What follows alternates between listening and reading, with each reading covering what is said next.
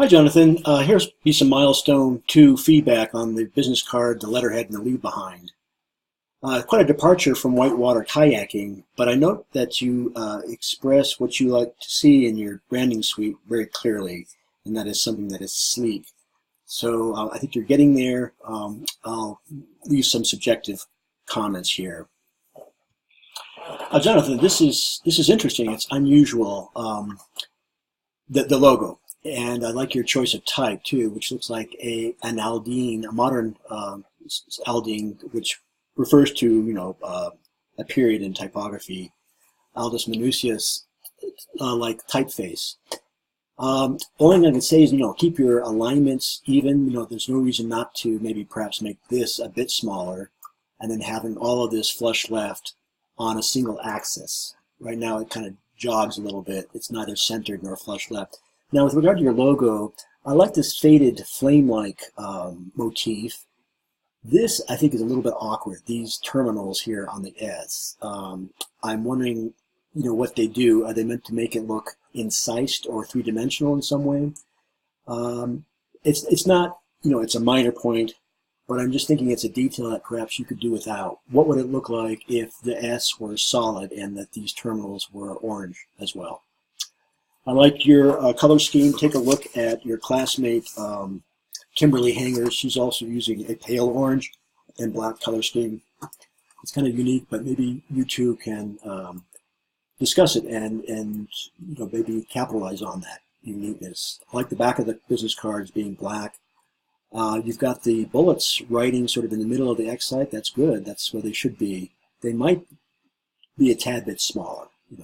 Just a suggestion. I like that you've used a typeface that has old-style figures.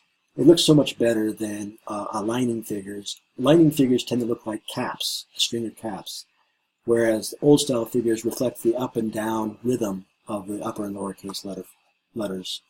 So good job on that. Now, with regard to your letterhead, I see you've applied some of the same principles. Well, not same principles, same motifs, ways of alignment, so forth, that you have on your business card. That's good. I would say that in general, your type and your logo are too large. Make sure you print out your letterhead and your business card, because I think you'll find that what you see on the screen is distant in terms of type sizes from what you see in print. In general, one of the great advantages of print is that you can have small type, and it won't drive people blind. So I think you can get all of this on a single line, small type. At the bottom is fine, and this could be reduced, perhaps by half. Just a suggestion. That'll also give you, a lot of room for the body of a letter. I like the way that you faked a letter with dummy copy.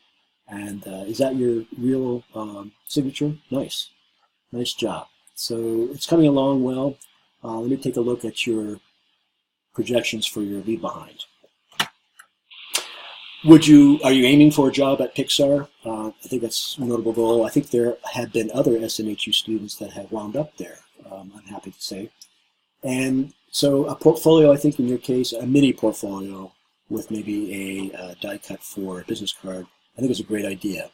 I know that you probably won't have a time to finish such a thing before the end of the term, but it would be good. It would be good to get started on it, right? So that by the time that you complete your capstone course and you are launched or unleashed on the world, you have something to leave behind so that people remember you.